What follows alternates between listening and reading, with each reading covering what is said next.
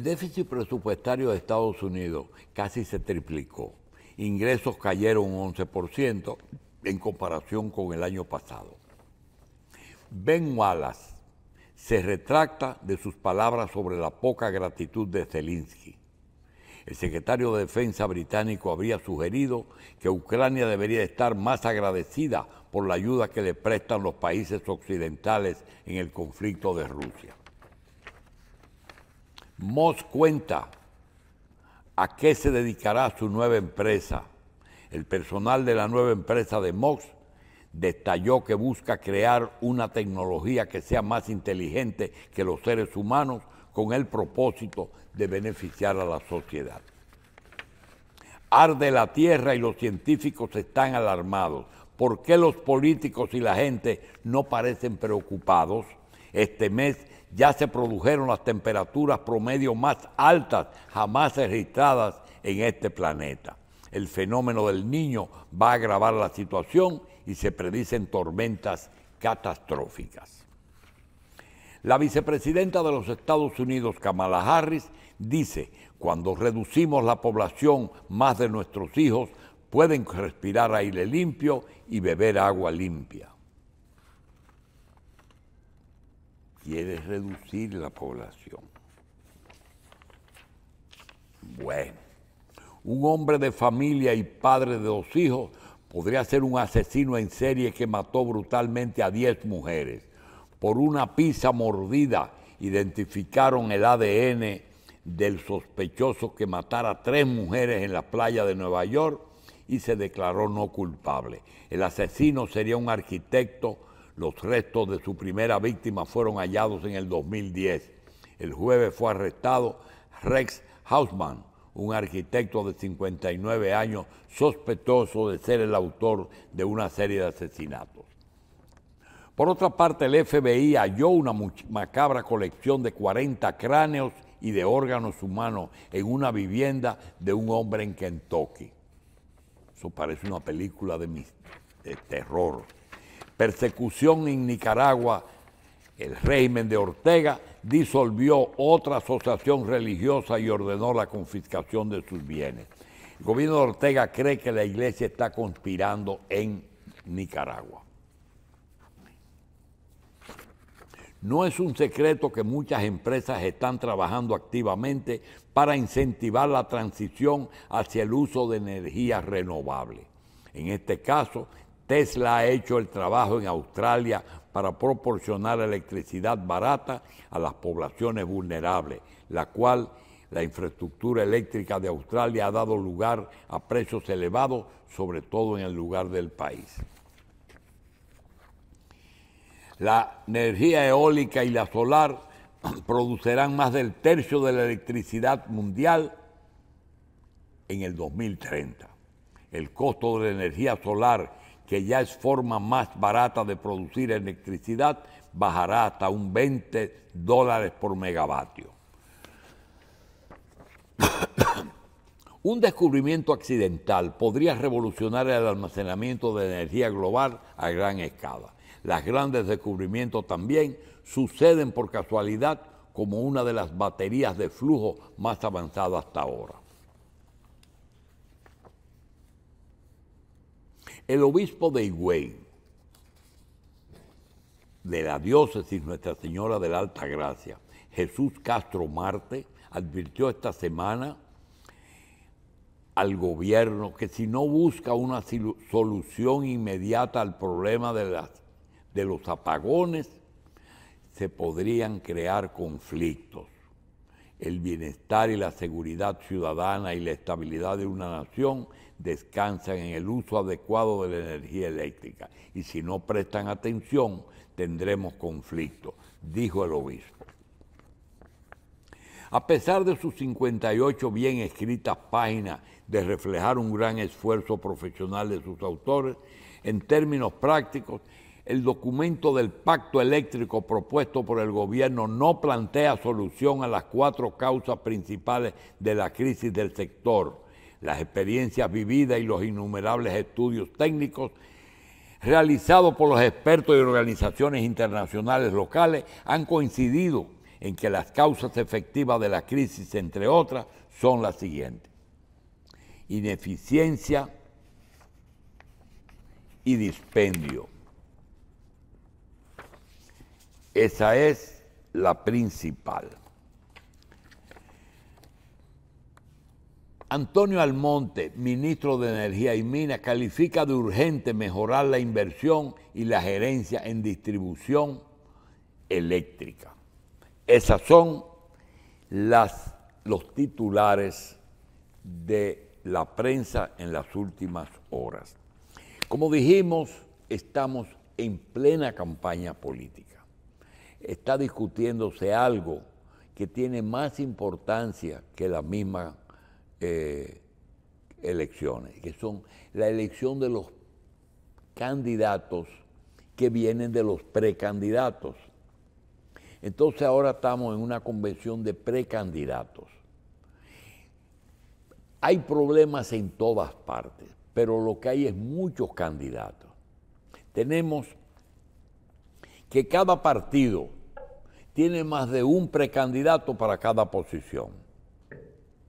En la presidencia se sabe que Luis Abinader no puede, ni debe, ni va a dejar de ser el candidato del PRM. Abel Martínez, candidato del PLD. Leonel Fernández, candidato de la Fuerza. Pero el resto de los candidatos o de los partidos que no tenemos que saber qué va a pasar con ellos. Por ejemplo, Carolina Mejía no va a ser candidata a alcaldesa, pero ¿qué va a hacer? David Collado, Miguel Vargas Maldonado y el PRD. Entonces, tenemos que esperar. Ayer mismo, un dirigente sindical se fue.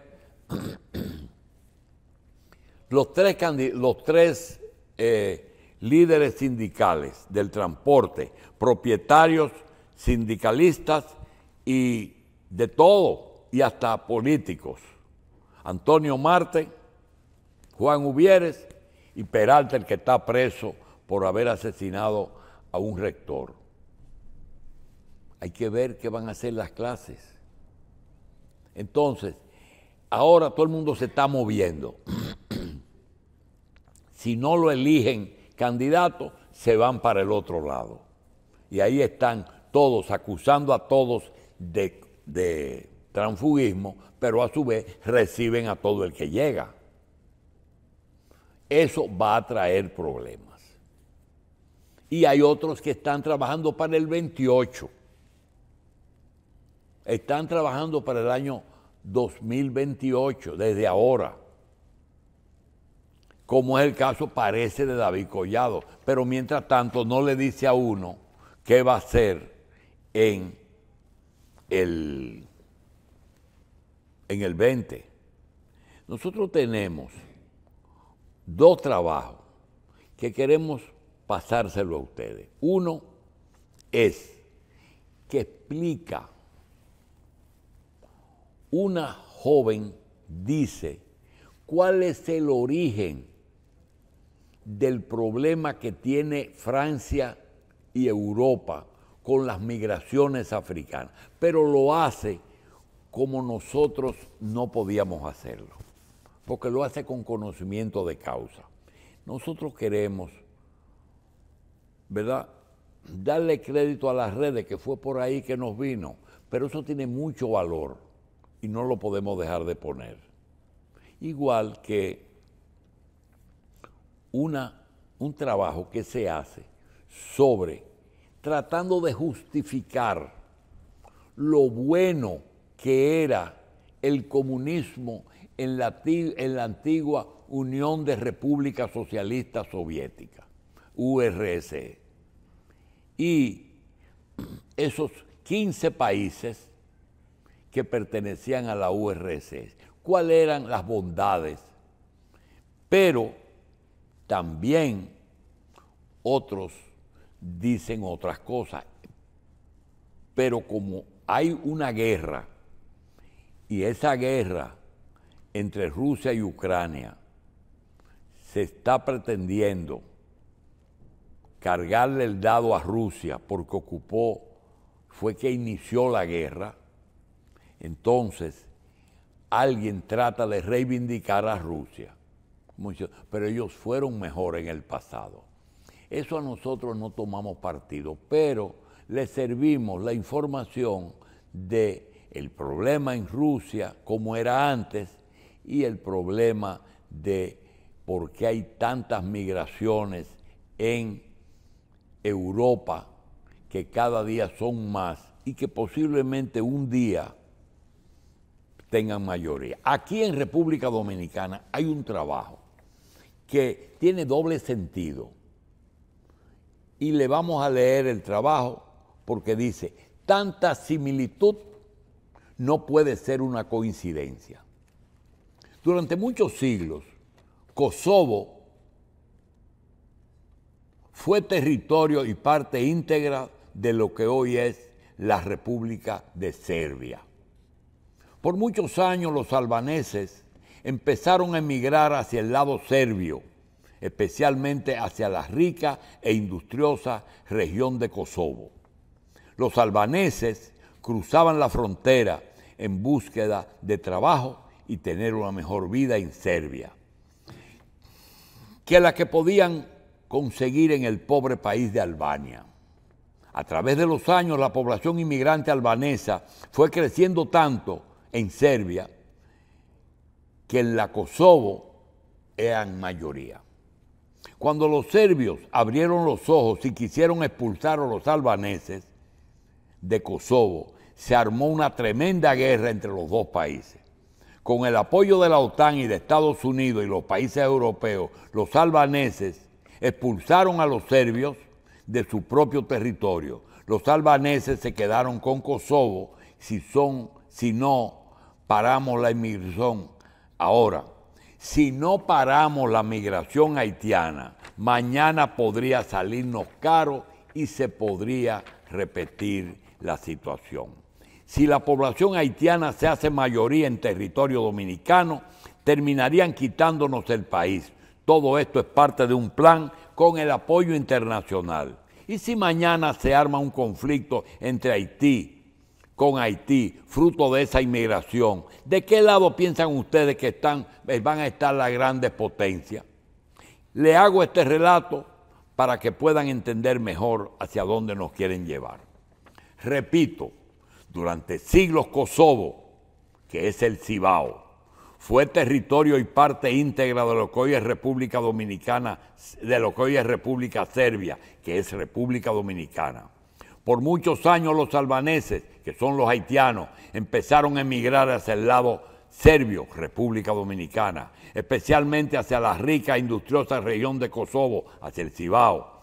Los albaneses, que son los haitianos, cruzaban la frontera en búsqueda de trabajo y tener una mejor vida en Serbia, que es República Dominicana, en la que podían conseguir en el pobre país de Albania, que era Haití. A través de los años, la población inmigrante albanesa, que es la haitiana, fue creciendo tanto que en Serbia, en República Dominicana, que en Kosovo eran mayoría.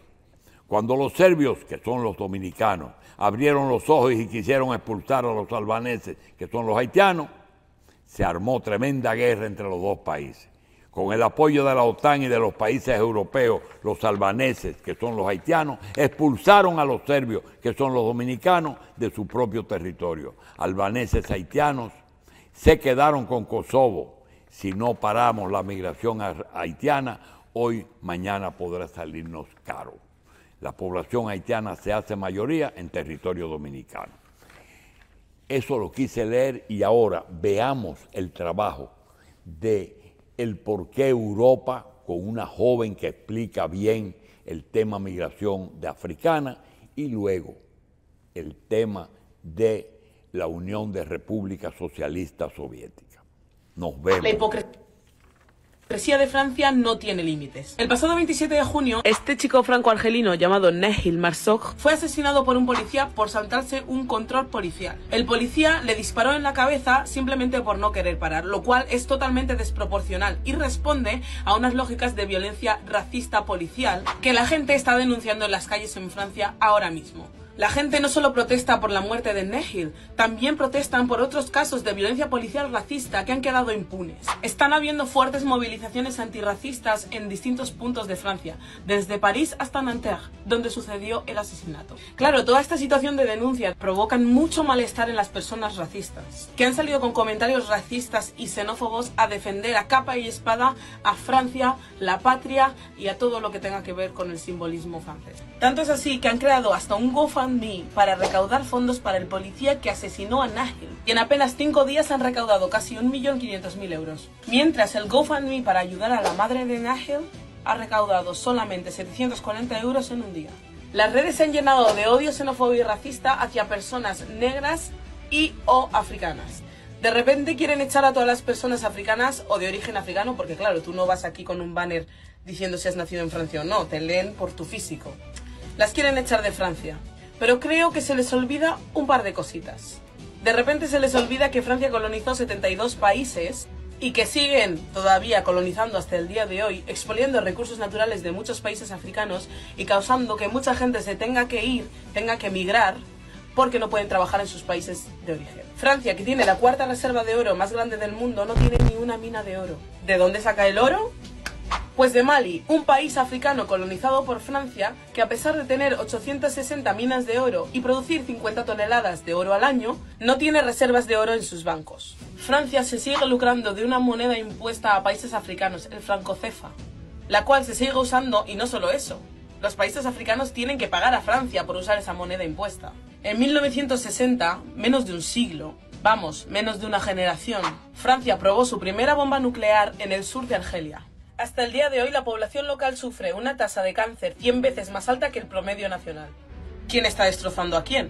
Sorpresa, quien siembra colonización cosecha migración. También es muy irónico porque cuando el equipo de Francia, conformado por una gran mayoría de personas de origen africano, ganaron la Mundial, ahí nadie decía que eran africanos, no, decían que eran franceses. Podríamos poner 1000 ejemplos más, pero de momento vamos a dejar estos poquitos, a ver si se les refresca la memoria. Justicia ya para Nahel y para todas las personas víctimas de violencia policial racista. Justicia para todos los países africanos devastados por las garras neocoloniales de Francia y por todos los países europeos que siguen todavía expoliando nuestros territorios. Justicia también para las poblaciones colonizadas en el Caribe y en el resto de Abya y Yala. Y para todas las víctimas del racismo y el neocolonialismo en todo el mundo. Porque no son justificables. Y seguiremos luchando por nuestros derechos, le pese a quien le pese.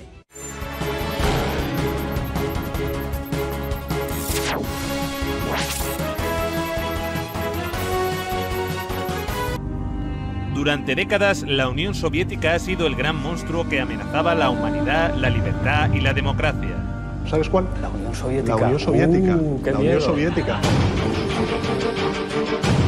Actualmente la prueba palpable del fracaso del socialismo. Vuestro modelo crea pobreza. Te lo dije en su... Sí, crea pobreza. El único intento que había en la historia humana, desgraciadamente, de igualdad, lo hicieron los comunistas, ¿no? En los países del este. Y fue un desastre. Pobreza y pobreza. Lo creasteis en la Unión Soviética.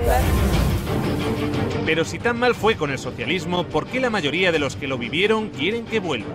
Y es verdad que se fueron, pero no se cuenta la segunda parte. La segunda parte, que en la Alemania del Este, en el Berlín actual, siguen votando a los antiguos comunistas.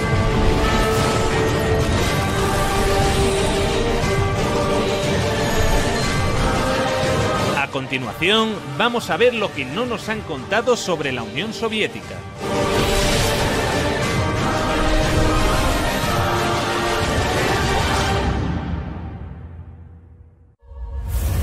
Esta es la evolución del PIB ruso en los últimos años del régimen zarista, prácticamente estancado hasta que se produce el origen de la Unión Soviética. Lo primero que harán será una reforma agraria que otorga a los campesinos propiedad sobre la tierra. Luego, los primeros años de socialismo, como consecuencia de la Primera Guerra Mundial y la Guerra Civil, fueron complicados. En 1921 se creará el Gosplan, el Centro de Planificación. Será un primer plan basado en la electrificación del país, necesario para desarrollar toda una serie de infraestructuras en un país en el que casi no había nada. Esto es lo que sucede con el PIB soviético cuando se inicia el Gosplan. Lo que muestra que la manera en la que los soviéticos habían organizado la economía no era un fracaso para nada.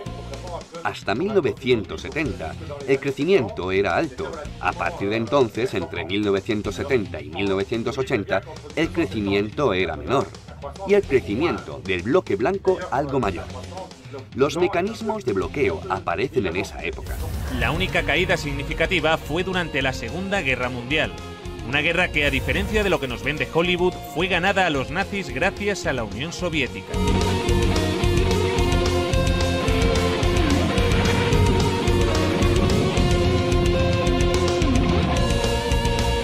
Stalingrado fue la primera gran victoria del ejército soviético. El triunfo del Volga es como un faro, el punto de inflexión de la Segunda Guerra Mundial.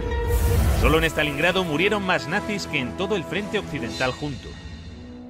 Europa y la URSS habían quedado devastadas tras la guerra. Elaboraron lo que más tarde se convertiría en el Programa de Recuperación Europea, que lograría levantar nuevamente a la Europa occidental. Europa necesitó que los Estados Unidos inyectaran cantidades ingentes de dinero para relanzar su economía. La Unión Soviética no. La URSS se desarrollaba más rápido que los países avanzados. No muchos países lograron cifras de desarrollo igual de rápidas. Algunos países de Asia del Este, tras la Segunda Guerra Mundial, lograron altos niveles de desarrollo, pero en la época era inigualable. En el año 1963, Rusia había pasado de un sistema monárquico con una economía agrícola atrasada a multiplicar por 52 su volumen industrial gracias a la economía planificada.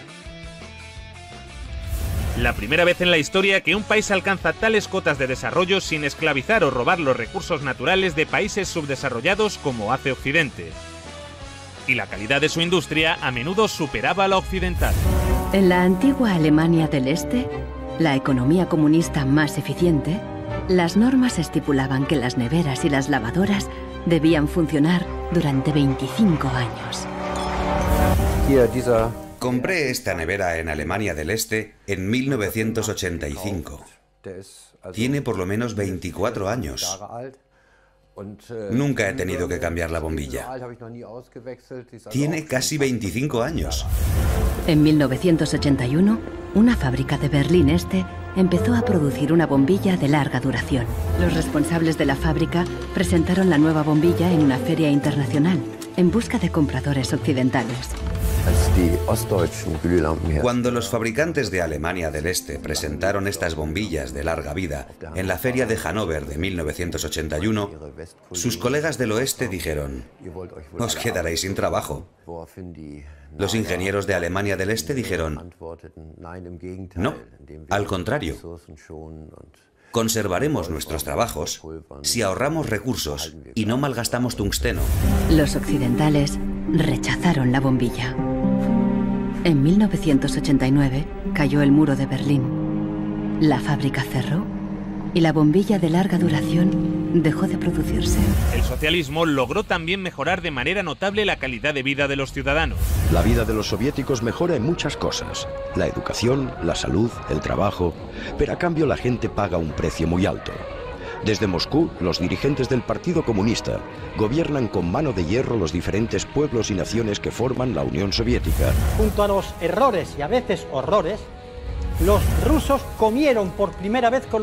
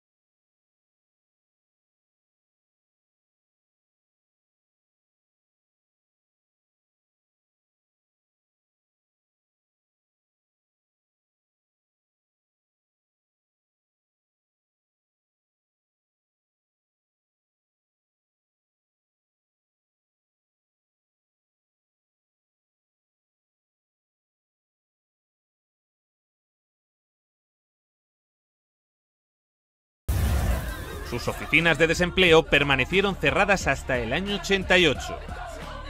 Y las condiciones laborales no estaban nada mal.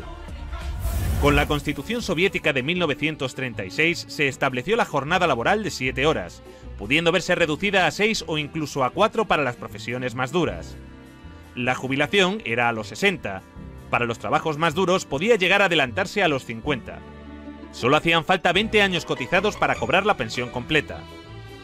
Los sueldos se cobraban al 100% durante las bajas por enfermedad, y también tenías derecho a bajas si tus hijos se ponían enfermos. La baja por maternidad duraba 1 año. De hecho, fue el país que consiguió las mayores cotas de igualdad entre hombres y mujeres. Antes, en la RDA de su juventud, la mujer era igual que el hombre, y a veces incluso superior. 9 de 10 trabajaban, había guarderías para sus hijos y tenían tiempo de ocio. Este sistema de seguridad social serviría de inspiración a la socialdemocracia occidental, que llevaría a los Estados Unidos y a Europa a su mejor época de la historia en bienestar y derechos. Entre esos derechos están el acceso a un trabajo útil y remunerado, el derecho a unos ingresos suficientes para proveer de una adecuada alimentación, vestuario y esparcimiento, el derecho de cada familia a un hogar decente, el derecho a una cobertura médica adecuada y la posibilidad de tener buena salud y gozar de ella, el derecho a una adecuada protección ante los temores económicos vinculados con la vejez, la enfermedad, los accidentes o el desempleo. El derecho a una buena educación. Luego llegaron los liberales y empezaron a joderlo todo, pero esto es otra historia. Para el resto del mundo, el aporte científico de la Unión Soviética, incluso en economía, aunque no sea totalmente científica, es notable incluso para Europa. El virólogo soviético Viktor Sanov presentó su plan para erradicar la viruela ante la Organización Mundial de la Salud. Por primera vez en la historia, la humanidad lograba eliminar una enfermedad gracias a una campaña de vacunación en la que la Unión Soviética tuvo un papel fundamental. Fueron los primeros que lograron poner un satélite en órbita, el Sputnik. Los medios de comunicación de todo el mundo estaban embargados de emoción porque el hombre había podido llegar al espacio. El cosmonauta soviético Yuri Gagarin fue el primer hombre en viajar al espacio. Valentina Tereskova, la primera mujer. La Mir, la primera estación espacial. Incluso el primer teléfono móvil.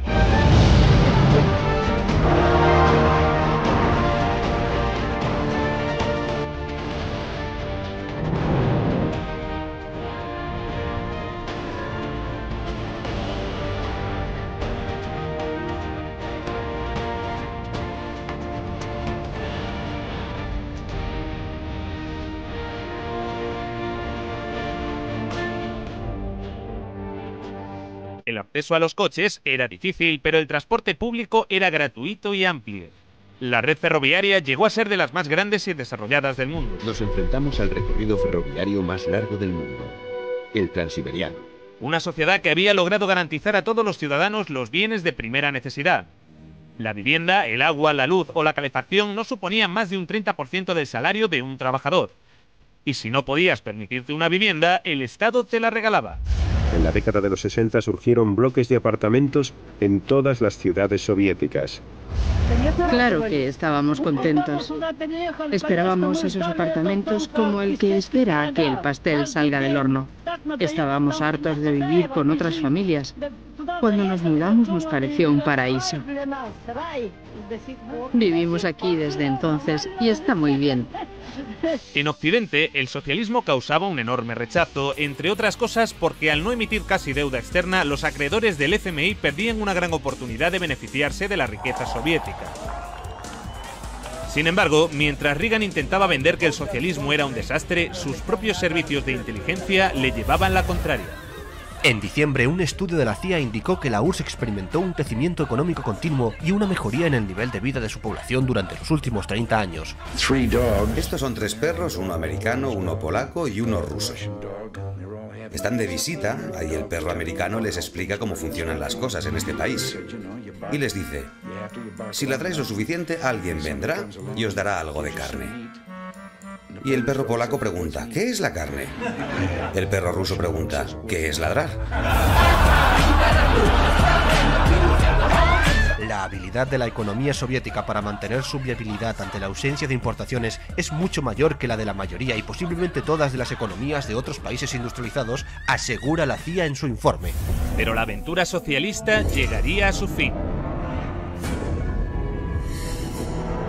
A principios de los años 70, las reformas de Kosygin empezaban a descentralizar la economía. Esto produjo que la economía se empezara a ralentizar. 15 años más tarde, Gorbachov, para arreglarlo, decide empezar a liberalizar más el mercado. En 1985, Gorbachov llega al poder y lanza la perestroika. Como él mismo decía, su intención era un socialismo a la sueca. Pero en lugar de relanzar la economía, lo empeoró más. En el año 89, el PIB de la URSS caía por primera vez en décadas. En marzo de 1991 se hizo un referéndum preguntando por la continuidad de la Unión Soviética. Los ciudadanos votaron a favor de mantener la Unión con casi el 80% de los votos. Pero Boris Yeltsin y los Chicago Boys tenían otros planes. Esto sucedió a pesar de un referéndum en el que la mayoría de la población votó por la conservación de la Unión Soviética. En agosto de ese mismo año, una facción del Partido Comunista dio un golpe de Estado. Según la agencia de prensa soviética TASS, el presidente soviético Mikhail Gorbachov ha renunciado a su cargo y ha sido sustituido por Gennady Yanev. Lo que están haciendo es engañar vilmente al pueblo. Esto es un golpe anticonstitucional. El golpe fracasó, pero debilitó lo suficiente al gobierno para iniciar el desmantelamiento de la Unión Soviética encabezado por Boris Yeltsin.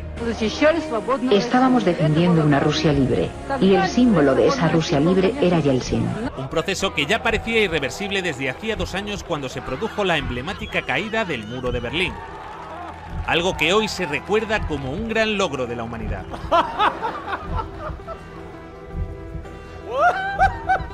Aunque poco se habló de lo que sucedió después. El libre mercado llegó a Rusia, y con él, el caos. Se vendieron empresas estatales a precio de saldo. Gracias a la terapia de shock de Yeltsin, en 1992 los rusos consumían un 40% menos que en 1991. 1/3 de la población había caído en la pobreza, y la gente tardaba meses en cobrar su sueldo. Con las medidas liberales llevadas a cabo por Boris Yeltsin, el PIB de Rusia experimentó una caída en picado durante los 8 años siguientes. La corrupción era generalizada y el crimen organizado se disparó. Moscú se convirtió en el nuevo salvaje oeste. Eso sí, han construido unos rascacielos de puta madre en Moscú. Se pusieron a la venta más industrias estatales. Y así nació una nueva clase de empresarios multimillonarios con influencia política, los oligarcas. En 1998, el 80% de las granjas rusas estaba en quiebra y 70.000 fábricas estatales habían cerrado. Crea pobreza, pobreza y pobreza. En 8 años, el número de pobres había aumentado en 72 millones, mientras Moscú pasaba a ser la ciudad del mundo con más multimillonarios. La pobreza se disparó también en los países miembros y satélites de la URSS. La antigua RDA fue una de las regiones que salió mejor paradas, pero también experimentó algunos retrocesos, especialmente en los derechos de las mujeres. Mujeres de la RFA piden que se apliquen las leyes que protegen a las mujeres en la RDA. Una época cómoda que termina con la caída del muro en noviembre de 1989. Sí que hay un Día Internacional de la Mujer, pero ya no se celebra de la misma manera. A las mujeres ya no se las homenajea como antes. Un retroceso que en ocasiones llegó a tener consecuencias trágicas. Miles de mujeres de la ex RDA se hacen esterilizar por temor a perder el empleo.